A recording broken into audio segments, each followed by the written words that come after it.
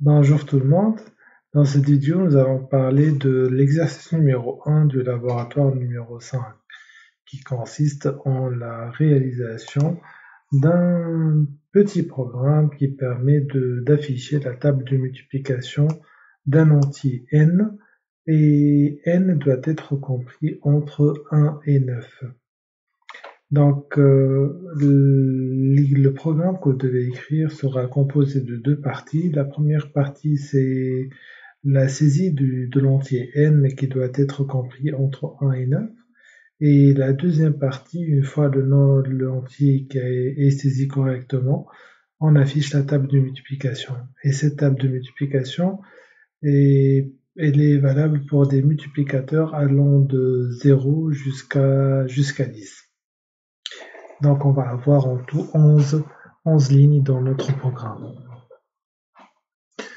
Donc on va commencer par la première partie, tout d'abord la saisie de l'entier n.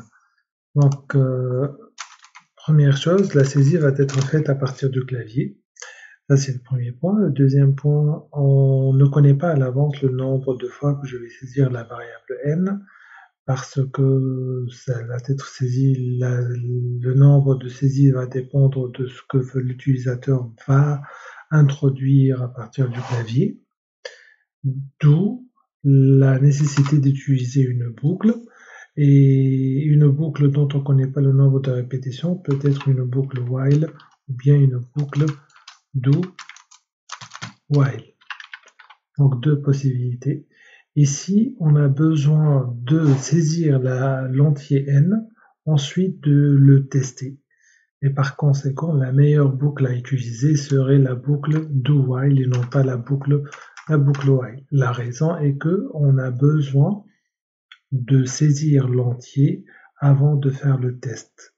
Donc, on ne connaît pas l'entier au départ, on va le saisir à partir du clavier, ensuite on va faire le test de cet entier-là. Donc, ce qui revient en fait à écrire, tout d'abord, on va définir notre scanner. Scanner, SC égale à new scanner. Et comme d'habitude, system.in pour l'entrée standard. Deuxièmement, vu qu'on va utiliser la boucle do while, donc on va mettre do et while. On est en train juste de préparer la structure.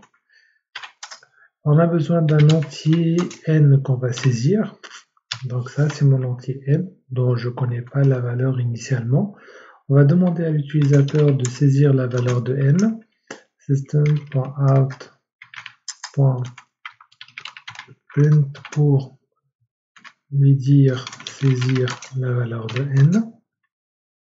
Voilà. Ensuite, on va lui donner la possibilité de saisir la valeur de n, et c'est.next int. Et si la valeur de n elle est comprise entre 1 et 9, on doit sortir de la boucle. Sinon, si elle n'est pas comprise entre 1 et 9, on doit refaire la boucle encore une fois. Donc la condition qu'on doit écrire ici, c'est la condition où l'entier n saisi n'appartient pas à l'intervalle 1 à 9.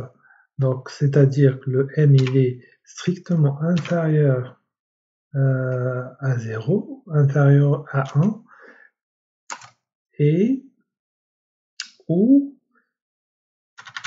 le n, c'est soit qu'il est inférieur à 1, soit qu'il est supérieur strictement à 10. Et dans ce cas, je suis sûr et certain que l'entier que je vais saisir, si par exemple il est égal à 0, 0 il est inférieur à 1, donc il reste dans la boucle. Si l'entier il est égal à 10, 10 n'est pas supérieur à 10, donc c'est faux, et 10 n'est pas inférieur à 1, donc 10 va l'accepter. 11, il ne va pas l'accepter parce que 11 il est supérieur à 10, etc., etc. Donc en lançant un peu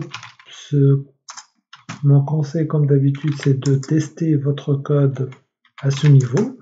Si vous trouvez que la valeur de n saisie elle est correcte, dans ce cas, vous pouvez passer à la deuxième partie. Donc pour faire l'exécution, on va juste tester cette première partie. Il m'a demandé de saisir n.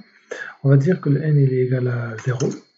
il va me dire que c'est pas bon, c'est pas la bonne valeur. On va dire que c'est égal à 11, il va me dire aussi c'est pas la bonne valeur. 50, c'est pas la bonne valeur. Moins 8, c'est pas la bonne valeur. 5, c'est une valeur qui est correcte, il va l'accepter.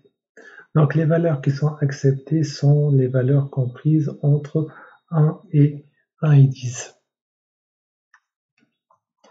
La deuxième partie du code consiste maintenant à afficher la table de multiplication. Et puisqu'on va afficher la table de multiplication qui est composée de plusieurs lignes, donc on va utiliser une boucle.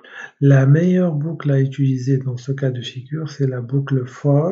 Pourquoi? Parce que on connaît exactement le nombre de répétitions que nous allons effectuer. On a la table de multiplication qui commence à partir de 1, donc 1 fois n, 2 fois n, 3 fois n, jusqu'à arriver à 10 fois n. Et vu qu'on connaît exactement le nombre d'itérations, on utilisera la boucle for. On va définir le compteur de la boucle for, on va l'appeler i par exemple, on va l'initialiser à la valeur 1, si on veut que notre table de multiplication commence à partir de 1, 0 si vous voulez qu'elle commence à partir de 0, mais dans ce cas vous devez aussi changer 0 si, pardon, 0 si vous voulez aussi utiliser le premier multiplicateur. Et ensuite, i inférieur ou égal à 10 parce qu'il doit atteindre la valeur 10 et i++ pour faire l'incrémentation. À l'intérieur, vous allez juste mettre l'affichage de la façon suivante, donc system.out.println et vous mettez entre parenthèses le multiplicateur i plus, vous allez concaténer ça avec l'étoile, plus, vous allez concaténer ça avec la valeur de n, plus, vous allez concaténer ça avec l'opérateur égal, plus, et vous allez concaténer ça avec le résultat qui est égal à i multiplié par n. Pour que l'affichage soit homogène, c'est-à-dire soit aligné verticalement, vous rajoutez des tabulations. La tabulation, c'est le anti/t que vous allez placer avant l'étoile et après l'étoile, et avant le égal et après le égal. Donc de cette façon, vous allez avoir un affichage qui est bien organisé. En exécutant maintenant, vous allez avoir la table de multiplication de 5 par exemple. Ça, c'est la table de multiplication de 5. Donc la seule différence par rapport à l'énoncé, c'est que dans l'énoncé, on a commencé à partir de 0. Là, on a commencé à partir de 1. Donc si vous voulez commencer à partir de 0, il faut juste remplacer le 1 par le 0. Donc lorsqu'on réexécute maintenant avec la valeur n égale à 5, on va avoir le même affichage que celui de l'énoncé.